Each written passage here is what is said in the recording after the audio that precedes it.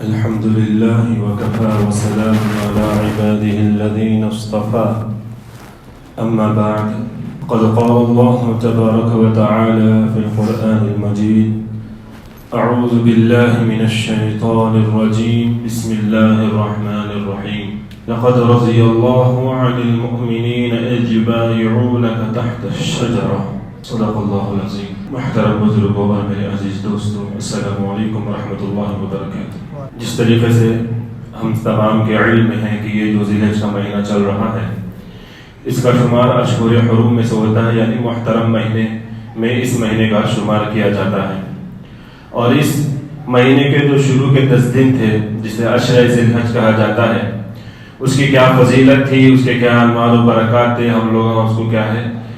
گزشتہ 3 جمعوں کے اندر اس کو سن رہے تھے کہ ان کے فضائل کیا ہے اور کتنا مقام اور مرتبے کے لحاظ سے یہ 10 دن جو عید تک کے گزرے ہیں ان کا کتنا بڑا مقام و مرتبہ تھا. اسلام کی تاریخ کے اندر قربانیاں بھری پڑی ہیں. اگر ہم اسلام کی تاریخ اور اس کے اوراق کو پلٹ کر دیکھیں گے اور اسلام کی ہسٹری اگر ہم لوگ پڑھیں گے تو ہم لوگوں کو معلوم ہوگا کہ جتنی بھی اسلام کی تاریخ ہے اور رسول اللہ صلی اللہ علیہ وسلم کے زمانے سے آج تک کا جو زمانہ ہے اور آج تک کا جو دور ہے، اس کے اندر اسلام کے جانثاروں نے اپنی جانوں کا نذرانہ اسلام کی خاطر، دین کی خاطر پیش کیا ہے. لیکن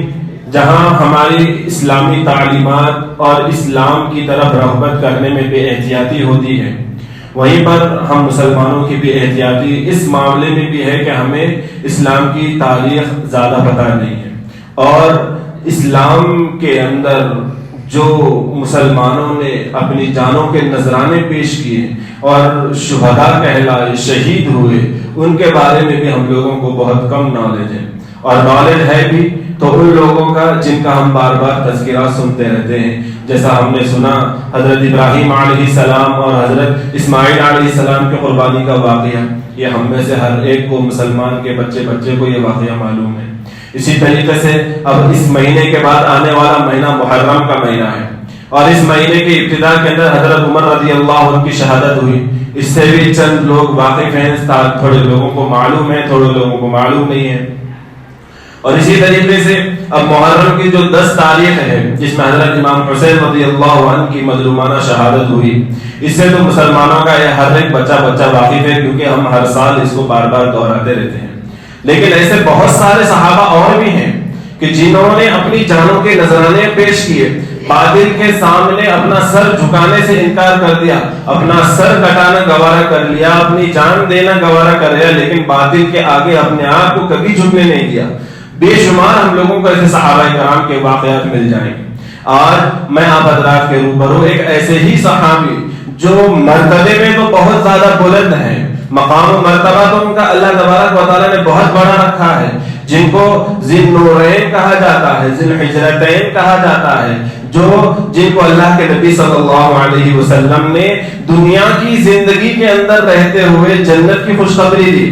دنیا کی زندگی کے اندر رہتے ہوئے کسی کو یہ معلوم ہو جانا کہ تم جنتی ہو، یہ کتنا بڑا اونچا مقام ہے. اگر یہ ہم لوگوں کو معلوم ہو جائے اور یہ بتا دیا جائے کہ تم جنتی ہو تو ہمارے خوشی کے ٹھکانے نہیں رہیں گے. ہم لوگ یہ پر نکل آئیں گے اور ہم خوشی کے مارے اڑنا شروع کر دیں گے، جھومنا شروع کر دیں گے. تو ایسی ہستی کہ جن کے بارے میں، جن کی زندگی میں ایک مرتبہ نہیں بلکہ 2 مرتبہ رسول اللہ صلی اللہ علیہ وسلم نے یہ بات بتلائی کہ یہ جنتی ہے، ایسے صحابی کی شہادت بھی اسی ذی الحج کے مہینے میں اور 18 تاریخ کو، آج 15 تاریخ ہے، 3 دن کے بعد اب جو 18 تاریخ آئے گی، 18 ذی الحج کو اس صحابی کی شہادت ہوئی ہے. اور ان سے مراد میرے حضرت عثمان غنی رضی اللہ عنہ ہیں، جو اسلام کے تیسرے خلیفہ ہیں، ذی النورین ہیں، ذی الحجرتین ہیں، جن کے مثالیں دی جاتی ہیں سخاوت کی. جب سخاوت کا تذکرہ کیا جاتا ہے، حضرت عثمان غنی رضی اللہ عنہ کی مثالیں پیش کی جاتی ہیں. ایک مثال میں آپ حضرات کے سامنے رکھتا ہوں. ایک مرتبہ حضرت ابو بکر رضی اللہ عنہ کے زمانے میں قحط پڑ گیا، کھانے تک کے لیے کوئی چیز موجود نہیں ہے، بے انتہا اور سخت قحط سالی کا دور آ گیا حضرت ابو بکر رضی اللہ عنہ کے زمانے میں. اب لوگ آئے حضرت ابو بکر رضی اللہ عنہ کی خدمت میں اور کہنے لگے کہ بہت سخت قحط سالی ہے، کیا کیا جائے؟ حضرت ابوبکر رضی اللہ عنہ نے کہا کہ شام تک انتظار کرو، ہو سکتا ہے اللہ تبارک و تعالیٰ کوئی راستہ نکال دے، کوئی ذریعہ بنا دے۔ اسی دوران میں دوسرے ملک سے حضرت عثمان رضی اللہ عنہ کے 1000 اونٹوں کے اوپر مشتمل، 1000 اونٹوں کے اوپر لدا ہوا غلے کا ایک پورا قافلہ آیا، 1000 اونٹ اور پورے کے پورے اناج اور غلے سے بھرے ہوئے، اور مدینے کے اندر حالات کیسے؟ قحط کے حالات ہیں۔ اب ہم لوگ اس کا اندازہ سمجھنے کے لیے، جیسا 2-3 سال پہلے جیسا لاک ڈاؤن کے اندر ہم لوگ زندگی گزارے کہ اسٹاک ہر آئٹم رکھ لیا گیا، ہر چیز کا دام بڑھا دیا گیا، اب مجبور ہے پبلک، چاہے یا نہ چاہے اس کو خریدنا پڑتا ہے۔ تو ایسے جب سختی کے حالات آتے ہیں تو جو بزنس کرنے والے ہوتے ہیں، جو تجارتی لوگ ہوتے ہیں، وہ ایسے موقع کا بہت زیادہ فائدہ اٹھاتے ہیں کہ جو چیز 1 روپے کی 10 روپے کی بک رہی تھی، ہم اس کو 15 روپے میں 20 روپے میں آسانی کے ساتھ بیچ سکتے ہیں، کیونکہ یہ چیز ہر جگہ آسانی کے ساتھ دستیاب نہیں ہے، تو لوگ زیادہ قیمت بھی دیں گے تو ہم لوگوں کو دے کر خرید لیں گے۔ تو اب مدینے کے جو تاجر تھے وہ سب کے سب حضرت عثمان رضی اللہ عنہ کے گھر کو آ گئے۔ اب میٹنگ ہو رہی، جتنے بھی بزنس کرنے والے تھے، فوڈ کا بزنس، اناج کا بزنس، جو بھی مدینے کے اندر کرتے تھے، جیسے ہی ان کو معلوم ہوا کہ حضرت عثمان رضی اللہ عنہ کا 1000 اونٹوں کے اوپر مشتمل غلے سے بھرا ہوا ایک قافلہ آیا ہے، تو سارے جو بزنس مین تھے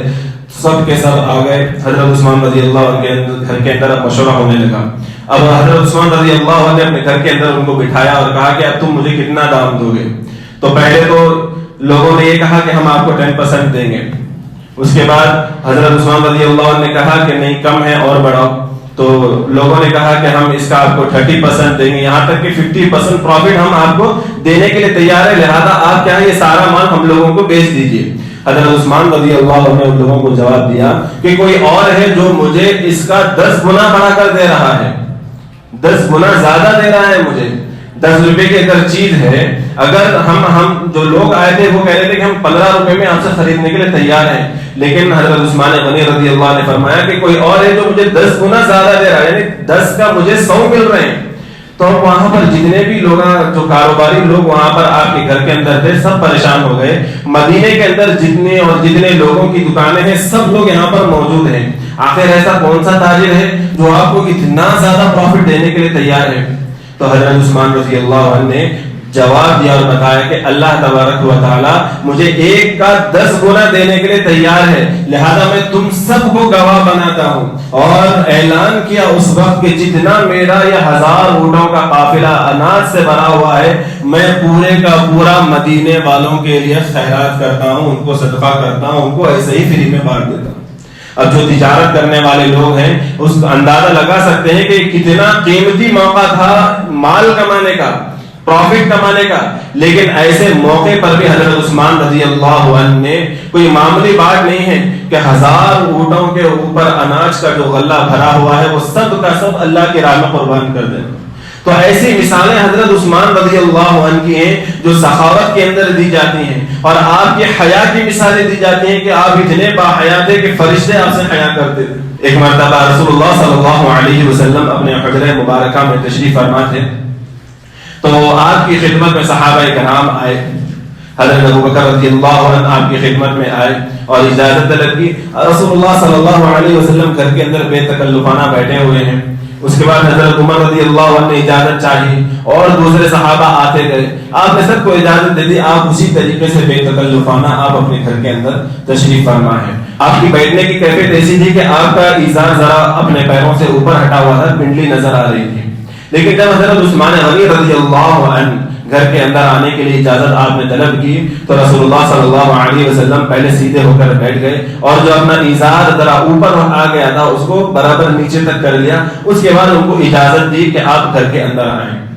اب آئے، محفل ہوئی، اس کے بعد بات چیت ہوئی، درس ہوا، اس کے بعد جب سارے صحابہ چلے گئے تو بعد میں آپ سے سوال کیا گیا۔ رسول اللہ صلی اللہ علیہ وسلم، صحابہ کرام کی ایک بڑی عجیب اور اچھی عادت تھی کہ جو بھی خلاف عادت رسول اللہ صلی اللہ علیہ وسلم سے کام دیکھتے تو فوراً سوال کرتے تھے کہ آپ نے ایسا عمل کیوں کیا، آپ نے یہ کام کیوں کیا، آپ نے یہ بات کیوں ارشاد فرمائی، فوراً رسول اللہ صلی اللہ علیہ وسلم سے سوال کر لیا کرتے تھے۔ اور آپ صحابہ کرام کا وہ سوال کرنا یہ آج ہمارے لیے بڑا فائدہ مند ثابت ہوا، اس سے ہم لوگوں کے بڑے مسائل حل ہو گئے۔ تو رسول اللہ صلی اللہ علیہ وسلم سے سوال کیا گیا کہ آپ اس طریقے سے سیدھے ہو کر بیٹھ گئے، کیوں بیٹھ گئے؟ تو رسول اللہ صلی اللہ علیہ وسلم نے جواب دیا کہ عثمان ایسی شخصیت ہے کہ جس سے فرشتے حیا کرتے ہیں، تو کیا میں عثمان سے حیا نہ کروں؟ تو آپ کی حیا کی ایسی مثالیں دی جاتی ہیں اور حیا کے بارے میں آپ کا یہ مقام و مرتبہ ہے، لیکن ایسی عظیم المرتبت ہے اور اسلام کے تیسرے خلیفہ ہیں، لیکن آپ کی اگر کسی سے یہ سوال کر لیا جائے کہ آپ کی شہادت کس دن ہوئی تھی، آپ کی شہادت کا کیا واقعہ تھا، آپ کے کیا اوصاف تھے، آپ کی کیا سیرت تھی، تو بہت ایسے کم مسلمان ہم لوگوں کو ملیں گے جو آپ کی سیرت سے واقف ہوں گے، آپ کے کارناموں سے واقف ہوں گے اور آپ کی جو شہادت مظلومانہ طریقے سے کی گئی اس سے واقف ہوں گے۔ ہم لوگوں کو ایسے بہت کم مسلمان مل جائیں گے۔ تو جہاں ہم لوگوں کو اور چیزوں کے بارے میں تعلیم حاصل کرنے کی ضرورت ہے، وہیں پر ہمارے جو اصحاب ہیں، ہمارے جو صحابہ ہیں، ان لوگوں نے کیسی زندگیاں گزاری ہیں، کیسی قربانیاں پیش کی ہیں، یہ ساری چیزیں بھی ہم لوگوں کو معلوم کرنے کی ضرورت ہے۔ جس طریقے سے ہم لوگوں کو ایک نیند میں سے بھی اٹھا کر پوچھ دیا جائے کہ 10 محرم کو کیا ہوا تھا، تو بچہ اٹھ کر بول دے گا کہ حضرت امام حسین رضی اللہ عنہ کو مظلومانہ طریقے سے شہید کر دیا گیا تھا۔ لیکن اگر وہی ہم حضرت عثمان رضی اللہ عنہ کے بارے میں سوال کریں کہ آپ کی شہادت کیسے ہوئی تھی، ہم میں سے کتنے ایسے لوگ ہیں کہ اس بات کو جانتے ہیں کہ آپ کی مظلومانہ شہادت کیسے ہوئی، کس بنا پر ہوئی، کیوں کی گئی، کن لوگوں نے کی؟ ہم میں سے کسی کو اگر کوئی اسلامی تاریخ سے واقف ہے ان کو معلوم ہوگا، لیکن کتنے ایسے لوگ ہیں جو اس سے واقف نہیں ہیں۔ حضرت عثمان رضی اللہ عنہ جو عام الفیل سال تھا، یعنی جس سال ابرہہ نے اپنے پورے ہاتھیوں کے لشکر کے ساتھ کعبے کو ڈھانے کے لیے حملہ کیا تھا، اس سال کے 6 سال کے بعد حضرت عثمان رضی اللہ عنہ کی ولادت ہوئی۔ پہلے چونکہ تاریخ کا جیسا سلسلہ موجود ہے کہ 2019 ہے، 2018 ہے، یہ کام 2018 میں ہوا، لاک ڈاؤن 2019 کے اندر شروع ہوا، کووڈ 2019 کے اندر آیا، جس طریقے سے ہم کوئی چیز بتانے کے لیے سال کا انتخاب کرتے ہیں، پہلے زمانے کے اندر ایسا نہیں تھا کہ فلاں سال یہ کام ہوا، لیکن جو بڑا واقعہ رونما ہوتا تھا تو اسی کو کیا ہے وہ نوٹ کر لیتے تھے۔ اب جو ابرہہ نے ہاتھیوں کے لشکر کے ساتھ کعبے کے اوپر حملہ کیا، یہ کوئی چھوٹا موٹا واقعہ تو تھا نہیں، پوری دنیا کو معلوم تھا کہ ابرہہ جو بادشاہ تھا وہ ڈھانے کے لیے آیا تھا کعبے کو، تو اسی سال کو انتخاب کیا گیا اور اس واقعے کو رکھ کر سالوں کا انتخاب کیا جاتا تھا۔ تو حضرت عثمان رضی اللہ عنہ عام الفیل جو سال ہوا تھا اس کے 6 سال کے بعد آپ کی ولادت ہوئی، مکے میں آپ کی پیدائش ہوئی، اور جس گھرانے سے آپ کا تعلق تھا وہ بڑا رئیس گھرانہ تھا، بڑے اچھے گھرانے سے آپ کا تعلق تھا، اور آپ کا سلسلہ نسب 5ویں یا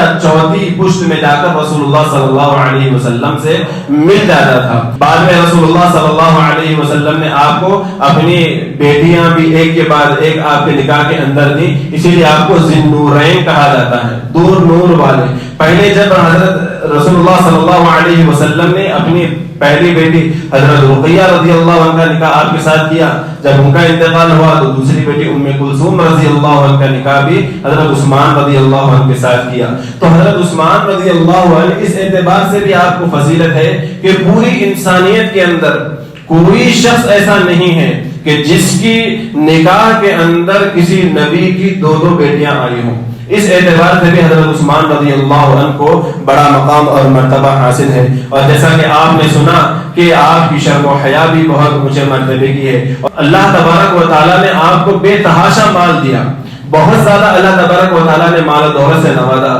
ساتھ ہی ساتھ ایسا دل بھی اللہ تبارک و تعالیٰ نے دیا جس کے اندر یہ جذبہ ہے، یہ جذبہ تھا کہ وہ اللہ کے راہ میں مال کو خرچ کرے، اسلام کے نفع پہنچانے کے لیے مال کو خرچ کرے، مسلمانوں کو نفع پہنچانے کے لیے مال کو خرچ کرے۔ آج ہم دیکھتے ہیں کہ اللہ تبارک و تعالیٰ مال بہت سو کو دیتا ہے، دولت اللہ نے بہت سو کو دی، لیکن وہ دل اللہ تبارک و تعالیٰ کسی کو دیتا ہے جو اللہ کی راہ میں مال خرچ کرنے کے لیے تیار ہوتا ہے۔ تو حضرت عثمان غنی رضی اللہ عنہ جتنا مال اللہ تبارک و تعالیٰ آپ کو دیتا تھا اس سے زیادہ اللہ تبارک و تعالیٰ ہی کی راہ میں حضرت عثمان غنی رضی اللہ عنہ اپنا مال خرچ کر دیا کرتے ہیں۔ جب رسول اللہ صلی اللہ علیہ وسلم ہجرت فرما کر مدینہ آئے ہیں مدینہ آنے کے بعد جب صحابہ کرام کے درمیان میں بھائی چارگی کو قائم کیا گیا، اس کے بعد جو پہلا کام تھا وہ تھا مسجد بنانا، مسلمانوں کے لیے عبادت گاہ بنانا، عبادت کرنے کے لیے کوئی جگہ بنانا، کوئی جگہ کا انتخاب کر کے وہاں پر مسجد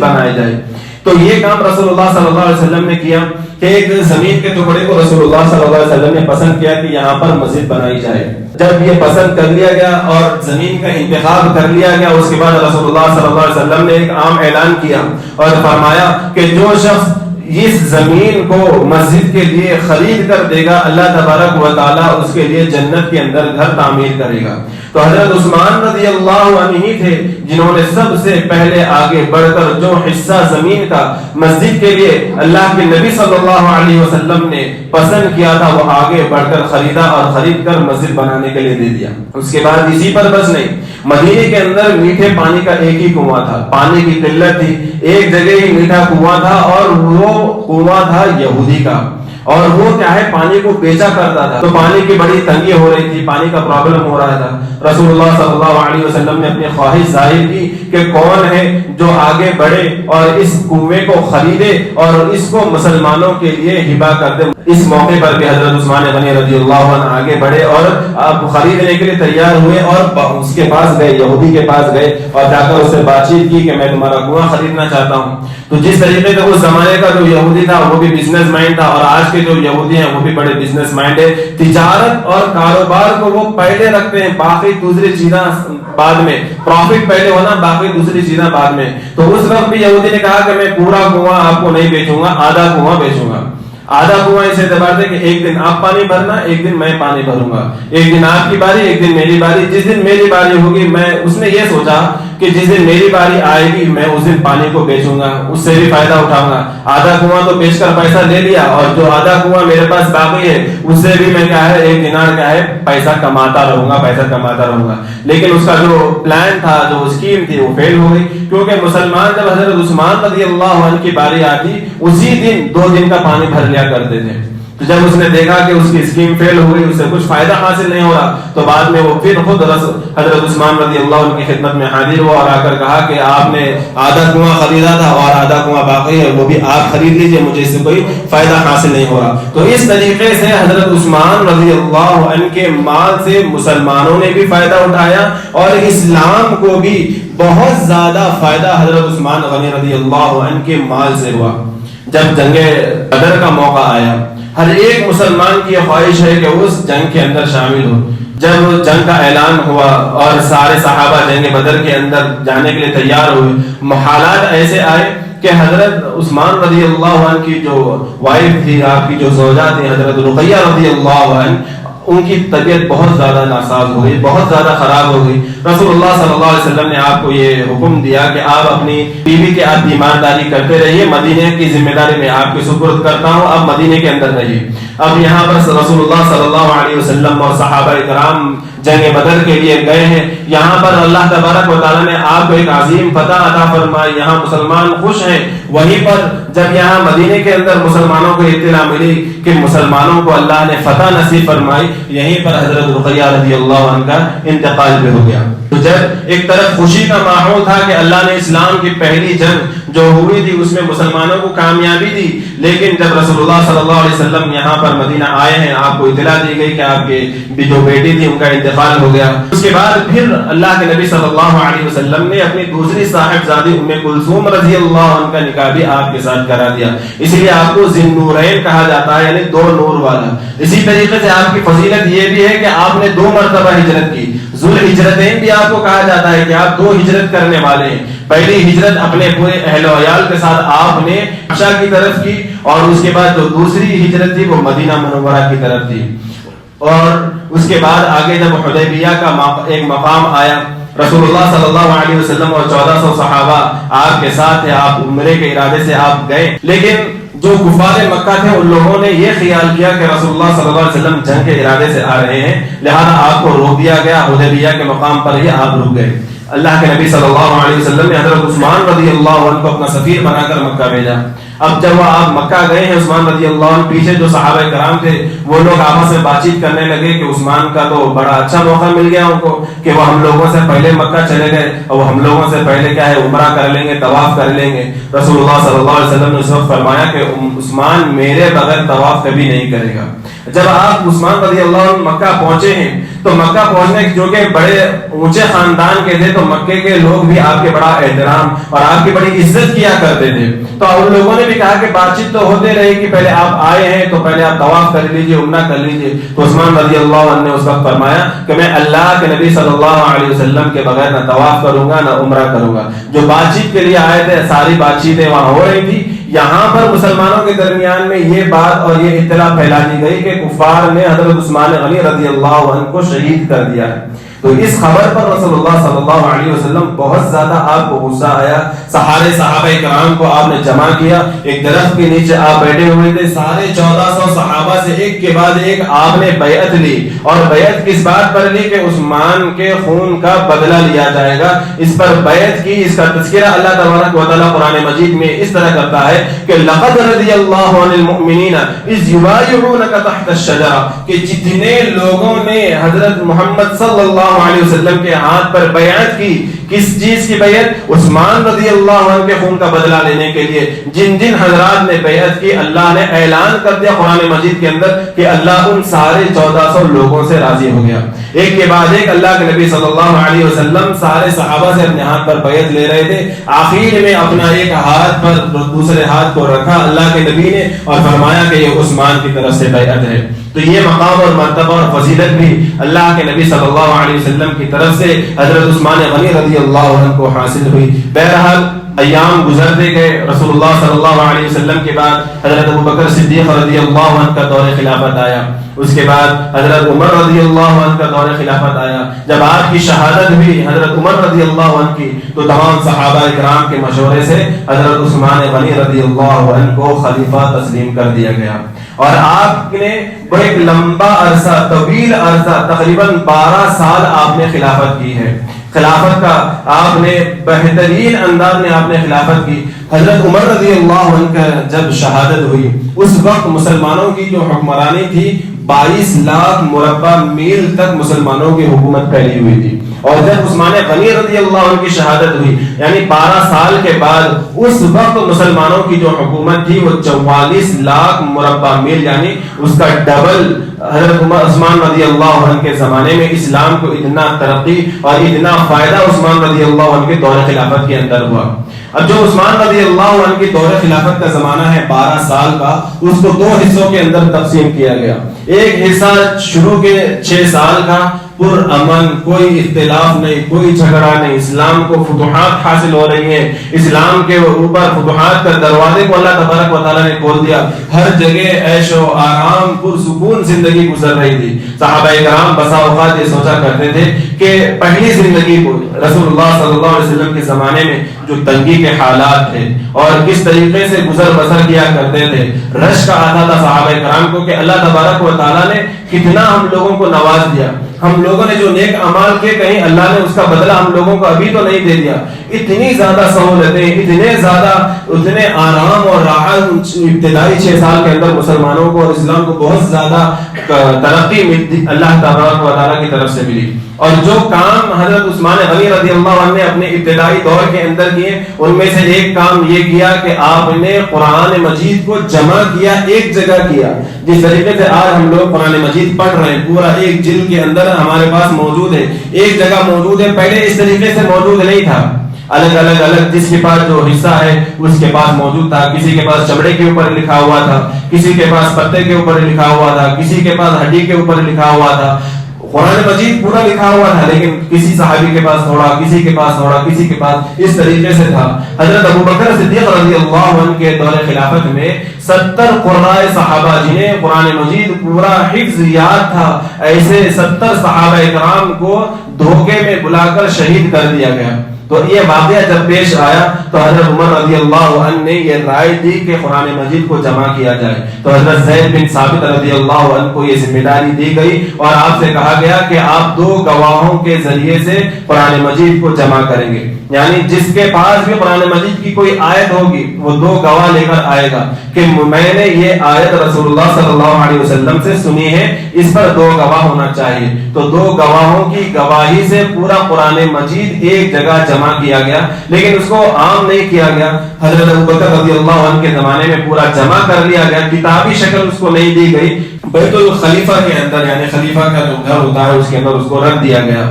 اس کے بعد حضرت عمر رضی اللہ عنہ بھی فتوحات میں اور دوسرے کام کاج کے اندر اتنے بزی تھے کہ اس کی طرف دھیان نہیں گیا. حضرت عثمان رضی اللہ عنہ نے پھر یہ کام کو دوبارہ شروع کیا. پھر زید بن ثابت رضی اللہ عنہ کو ہی ذمہ داری دی گئی. تو اس وقت 7 صحیفے قرآن مجید کے تیار کیے گئے, جن میں سے ایک صحیفہ یعنی ایک قرآن مجید کو خود حضرت عثمان رضی اللہ عنہ نے اپنے ہاتھوں سے لکھا تھا. تو یہ جمع قرآن مجید کو جمع کرنے کا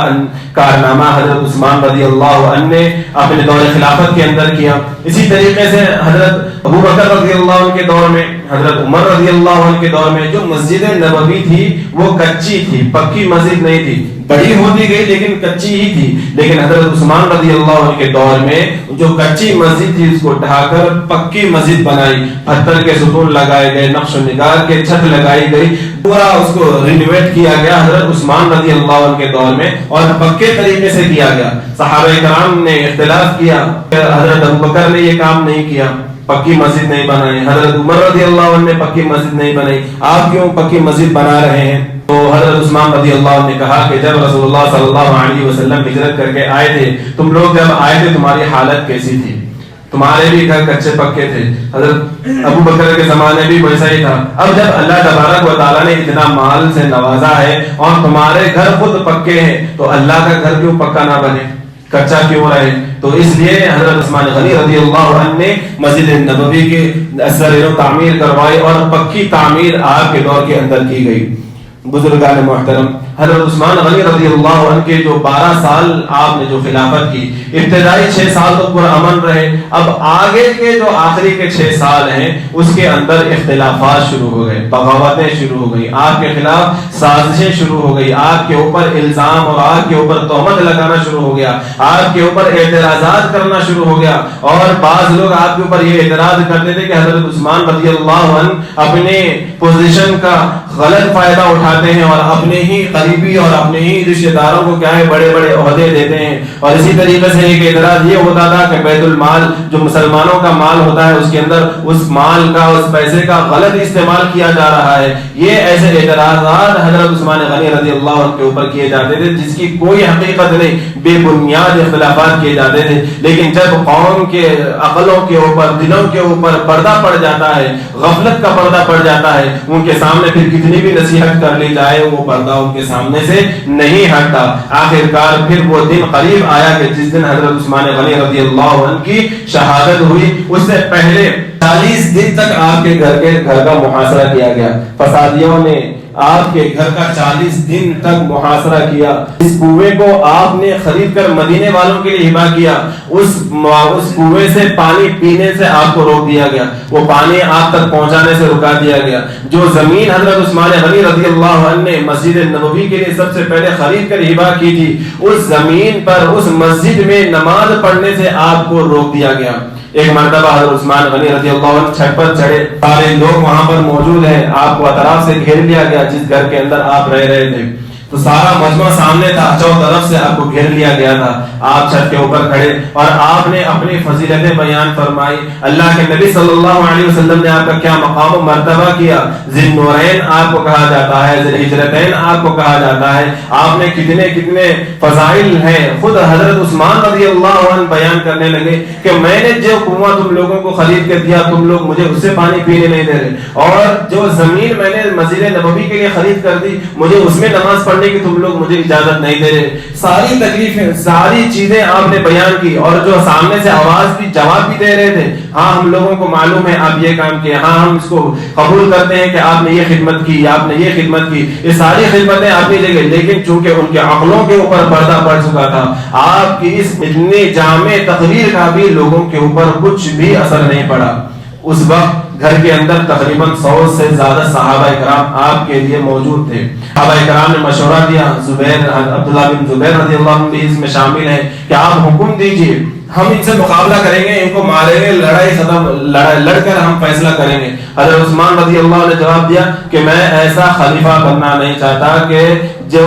مسلمانوں کو ہی قتل کرنے کا فیصلہ دے. میں یہ نہیں چاہتا کہ میرے ہی ہاتھوں میرے ہی حکم کی وجہ سے مسلمانوں کا خون بہے, اس لیے میں اس کو پسند نہیں کرتا. حضرت علی رضی اللہ عنہ گھر کے اندر موجود ہیں, حضرت امام حسن حسین رضی اللہ عنہ گھر کے دروازے کے اوپر پہرے داری دے رہے ہیں کہ کوئی باغی اور کوئی فسادی ان کے گھر کے اندر نہ آئے. لیکن اللہ کے نبی صلی اللہ علیہ وسلم نے چونکہ پہلے ہی پیشن گوئی دے دی تھی کہ تم کو شہید کر دیا جائے گا, اور یہ بھی پیشن گوئی دی تھی کہ اگر اللہ تبارک و تعالیٰ تمہیں خلافت کا لباس پہنائے تو تم اس کو اپنی طرف سے مت اتارنا, یعنی اپنی طرف سے خلافت کو مت چھوڑنا. صحابہ کرام نے مشورہ یہ بھی دیا کہ آپ مدینے میں ہیں, مدینہ چھوڑ کر مکہ چلے جائیے, وہاں وہ حرم کا لحاظ کرتے ہوئے ہو سکتا ہے کہ آپ کے اوپر وہ قاتلانہ حملہ نہ کرے. لیکن چونکہ مدینے کو چھوڑنا دوسرے الفاظ میں گویا خلافت کو چھوڑنا تھا, اس لیے انہوں نے اس سے بھی انکار کر دیا, کیونکہ اللہ کے نبی صلی اللہ علیہ وسلم کا حکم تھا کہ اپنی طرف سے لوگ کوشش کریں گے کہ تمہیں لباس اتارنے پر مجبور کریں گے, لیکن تم اپنی طرف سے ہرگز یا خلافت کے لباس کو مت اتارنا.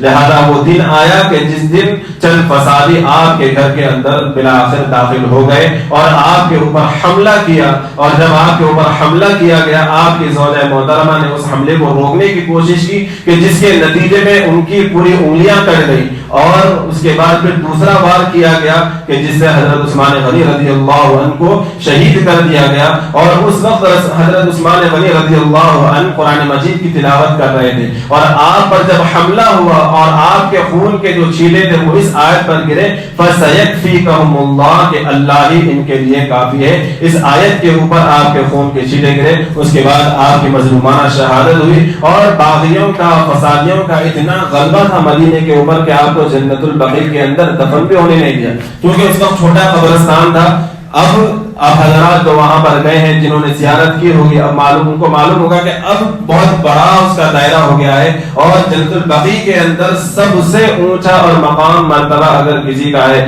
جو وہاں پر مدفون ہے تو وہ حضرت عثمان غنی رضی اللہ عنہ ہی ہیں. لیکن اس دور کے اندر چونکہ قبرستان چھوٹا تھا تو اس قبرستان میں بھی ان لوگوں نے دفن ہونے نہیں دیا, بلکہ کہیں دور پر ان کو دفن کیا گیا. آج وہ ایریا کا ہے اس قبرستان کے اندر آ گیا ہے. تو یہ مختصر انداز میں آپ کے سامنے حضرت عثمان غنی رضی اللہ عنہ کا میں نے تذکرہ کیا, آپ کی شہادت کا تذکرہ کیا کہ کس طریقے سے آپ کو مظلومانہ 40 دن تک گھیر رکھ کر آپ کو پانی پینے نہیں دیا گیا, کھانے کی اشیاء آپ تک مہیا نہیں کرائی گئی, نماز پڑھنے کے لیے مسجد نبوی جانے سے آپ کو روک دیا گیا. اور ایسے بہت سارے صحابہ کے واقعات ہیں کہ جن کے اندر ہم لوگوں کو معلوم ہوتا ہے کہ کس انداز میں صحابہ کرام نے اللہ کی راہ میں اسلام کی خاطر, دین کی خاطر قربانیاں پیش کی ہیں. تو اس واقعے کو اور آپ کے اس قربانی اور آپ کے شہادت کے واقعے کو رکھنے کا مقصد یہ ہے کہ ہمارے اندر بھی اللہ کے راہ میں اپنی جانوں کا نذرانہ پیش کرنے کا شوق اور جذبہ پیدا ہو,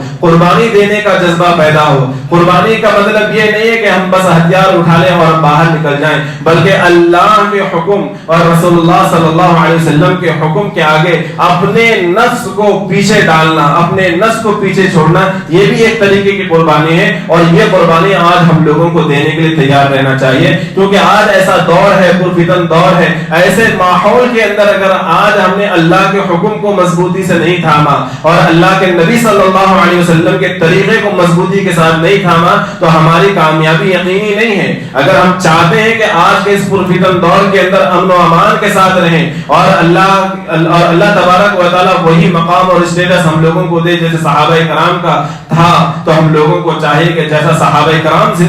زندگی کے اندر قرآن کے اوپر ان لوگوں نے عمل کیا، اللہ کے نبی صلی اللہ علیہ وسلم کے طریقے کے اوپر عمل کر کے بتلایا، تو آج ہم لوگوں کو بھی ضرورت ہے کہ ہم بھی ویسے ہی اللہ کے حکموں کو پورا کرنے کی کوشش کریں، ورنہ ہم ایسے واقعات سنتے جائیں گے، ہمارے کان مزے لیتے رہیں گے اور ہم یہاں پر کان جھاڑیں گے اور اٹھیں گے اور واپس چلے جائیں گے، لیکن ہماری زندگی کے اندر ذرہ برابر بھی کوئی تبدیلی نہیں آئے گی۔ اگر ہم اپنی زندگی کے اندر کچھ تبدیلی لانا چاہتے ہیں، ایک حدیث کافی ہے رسول اللہ صلی اللہ علیہ وسلم کی ہماری زندگی بدلنے کے لیے، لیکن وہ یقین ہمارے اندر ہونا چاہیے، وہ جذبہ ہمارے اندر ہونا چاہیے۔ کیا چیز تھی کہ صحابہ کرام حضرت عمر رضی اللہ عنہ نے چند آیتیں سنی تھی قرآن مجید کی اور دائرہ اسلام کے اندر آ گئے۔ آج ہم قرآن مجید رمضان میں پورا قرآن سنتے ہیں، پورا سال بھر پڑھتے ہیں، لیکن ہمارے اندر ذرہ برابر تبدیلی نہیں آتی۔ تو جب تک ہم یہ احساس پیدا نہیں کریں گے تو ہمارے اندر کوئی تبدیلی پیدا نہیں آئے گی۔ اس لیے چاہیے کہ ہم اپنے ایمان کو مضبوط بنانے کی کوشش کریں۔ اللہ سے دعا ہے کہ اللہ ہم سب کو کہنے سننے سے زیادہ عمل کرنے کی توفیق عطا فرمائے۔